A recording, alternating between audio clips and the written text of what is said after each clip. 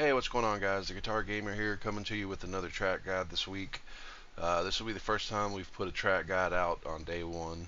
We're a little late in the day, towards the end of the day, but usually I'm like halfway through the week. Um, I kid you not, I jumped into this session. I've had about 20 minutes of on-track time, and I gotta manage to get a 1:31.4. So we're gonna roll with it. This is gonna be coming into the This is going to be coming into 11 and 12, getting your momentum for the straightaway. So I brake about 60%. Actually, I brake more than that here. Actually, what we'll do, we'll focus on this final. We'll focus on 12. So coming out of 11, we'll go into 12 here. The end of this curb here is usually where I start to brake. I'll do about 20-25%, roll off quick, get on the throttle.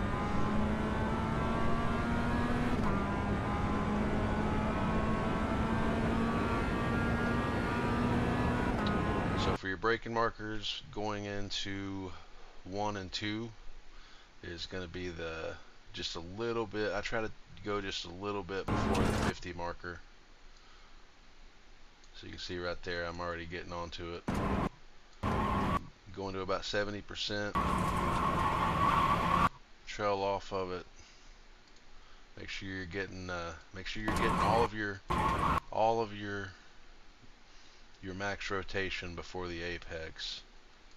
So you want to get your wheel turned that extra little bit just before you're ready to get back on power. And then as soon as you get it straightened out, you're going right back all the way to the right. And once again, before you get through the apex, get your wheel turned and get that extra little bit of grip. That's really what helped me get my extra speed, is that, and it seems like something that's so minute, but it makes a huge difference. You know, you see me cutting the wheel here, and then right before I'm ready to get back on power, I go as far over to the right as I can, just to see if I can get a little more grip out of it. We're going to be going into 1 and 2 in third gear.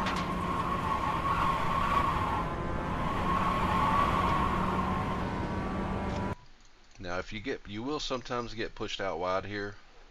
It's okay to run over these smaller sausage curbs, but if you hit this incline right here at all with even one wheel, you're going to send the car in the air. So try to keep off of those no matter what. It's okay to hit the bottom row, but do not hit the top.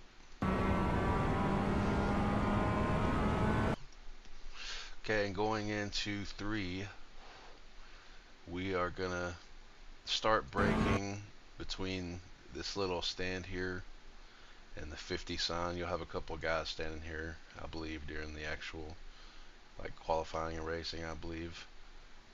And we're going to go up to about 75%, roll off, and as we roll off, start to cut the wheel, and you see me right there once again.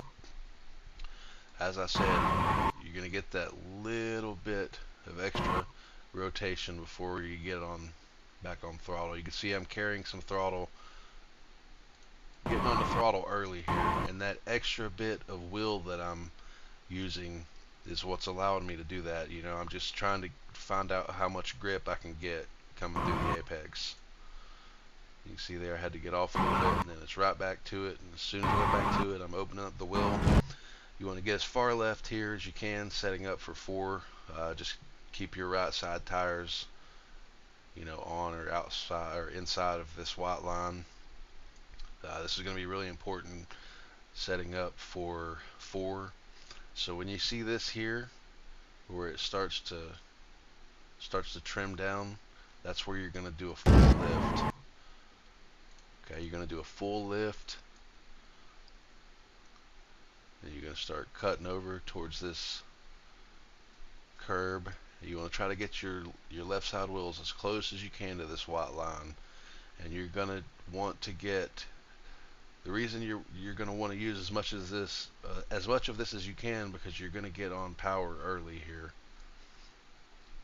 You're going to carry your throttle through the apex, And again, I hate to keep saying it, but you see me once again as I'm getting ready to get on power. You see I take the wheel as far over as I can get it to go, take that extra little bit of rotation, find that extra little bit of grip. And we're taking that one in 2. So this right here can be a tricky section.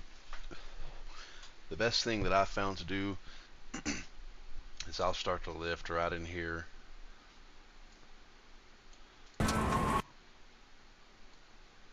You're going to lift and then get right back up to about 50-60%, and you're going to just have to really feel it out.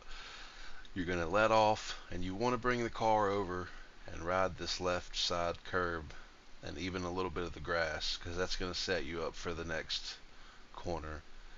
So anytime you feel the car pulling in on you, you can start to give it more throttle. So you're just seeing how much grip you have coming through this section. So as much throttle as you can use, and then you'll want to get a bit of a lift as you're coming towards this section here, because right now you'd think I'd be going too fast to make this corner with the amount of throttle, but you can see I'm just dipping in and out of the throttle, just trying to keep the momentum up.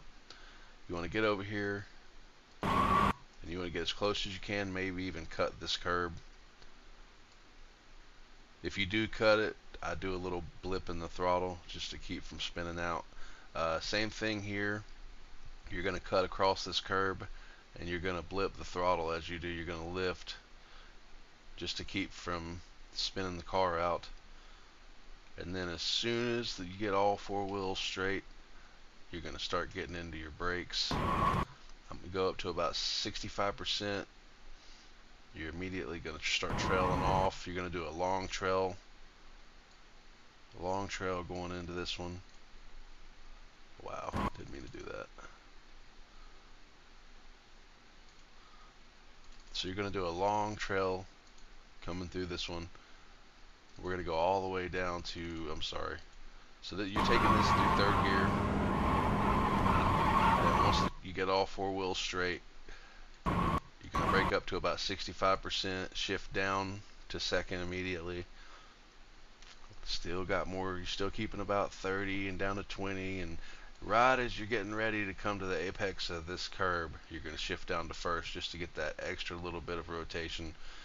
Once again, you're cutting the wheel sharp right before you get, see how much wheel I'm giving here? Right before I'm getting back on throttle. That's going to be the difference maker in these corners here. So you can see I'm already back to 100% throttle because I got the maximum rotation right here. Right here, yeah. So then I'm able to get up to the 100% relatively fast. And you're going to unload the wheel, try to set up, get to the right. I don't really go all the way over to the right side, so I get about here and then start cutting in to the curb. Then you're going to shift up to 2nd for just a moment, and right as you're about halfway on this curb, you're going to start to do your braking. Brake up to about 35-40%, trail off, and then right as you're coming around, and right as soon as you finish your braking, as soon as you've trailed off that last little bit of brake, you're going to shift down to 1st, and that's going to give you the extra rotation you need to get on throttle. You see I'm still just testing the grip, seeing how quickly I can get onto the throttle. So right here I felt I had enough grip, so I go up to 100%. Keep it in 1st, going into 9. And as soon as this little white box is coming out of frame, you're going to see me get on to the brakes about 50%. Once again, you're going to trail off a little bit slower on this one because this is a longer corner. So I'm just now, and you see there once again I'm getting that extra bit of turn on my wheel just to get that, just to help the car rotate as much as possible. And I'm trying to get as much grip as I can before I'm getting on throttle, because once you're on throttle it's too late to turn the wheel more. So you've got to get all of your wheel turned before the apex, before you're ready to get onto throttle. You need to have the wheel turned as far as that's going to be your maximum point. You don't want to be adding more wheel as you're getting onto the throttle. So you can see right there, I give it that, just that extra little bit right there. You see that, just that extra little bit right there, and that's going to give me the extra rotation I need to come off the brakes. And just, I mean, you can see how aggressive I am getting onto the throttle here. Okay,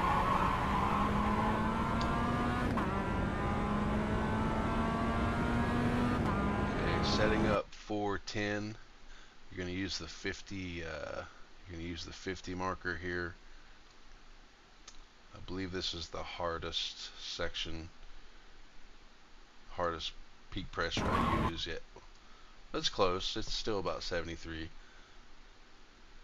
And then you're going to go down to second, turn in just as you're starting to trail off the brakes. You trail off the brakes just as you're starting to turn in. Here we go. You see, once again, before I come through the apex, I'm turning the wheel just that little bit extra, just trying to find that little bit of extra grip, which is allowing me to get onto the throttle.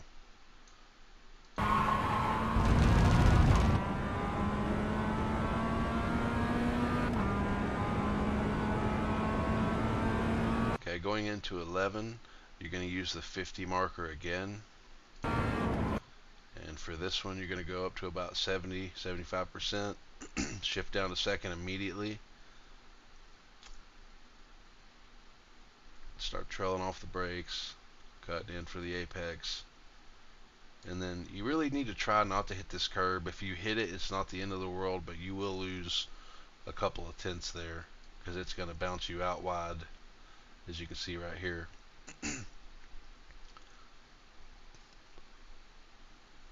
And then you really need to shift down to first a little sooner than I did here. So realistically, I would shift down. So brake, shift down to second, shift down to first, just as you're trailing off that last little bit of brake. So you hit the curb, it's going to push you out wide, so try to avoid doing that. Which, you know, as a consequence, you know, I had to come a lot later on the throttle. So Swaleo says something that really made sense to me, and he talks about how the exit is a consequence of everything that you do prior. So your early entry, your late entry, and your early exit. You know, early exit is a consequence of the stuff before as well, but the most consequence you're going to have is late exit. You know, everything you do prior to that is going to determine the kind of exit you get. So hitting that curb, here's the consequence. I would have normally been on throttle a lot quicker than that.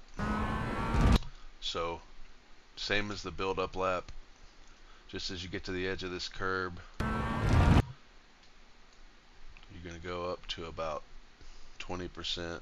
Anywhere from 15 to 25% is fine, and you're going to trail off quick, and you're going to get on the throttle as early as you can here. Try to avoid hitting that curb if you can help it, because it's going to push you out wide. Taking that one first.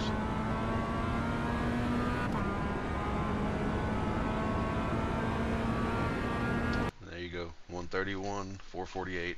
There's definitely more time to have here.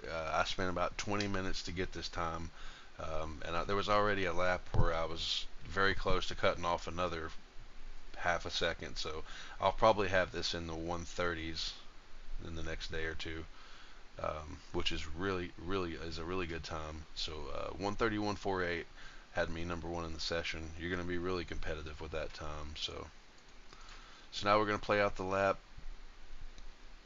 So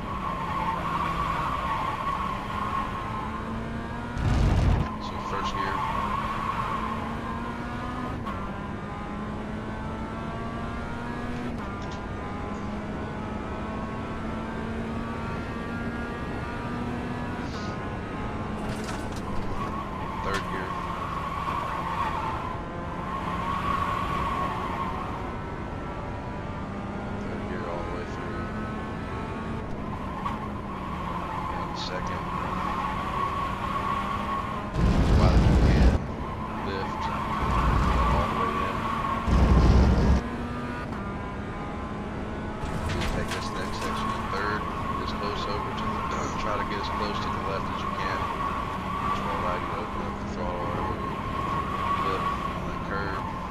second, first,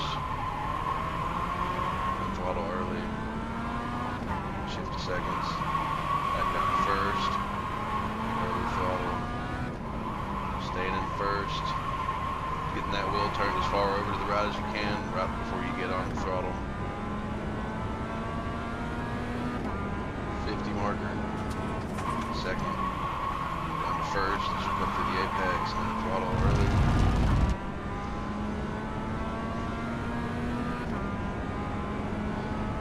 Got a 50 marker here, down to second, down to first,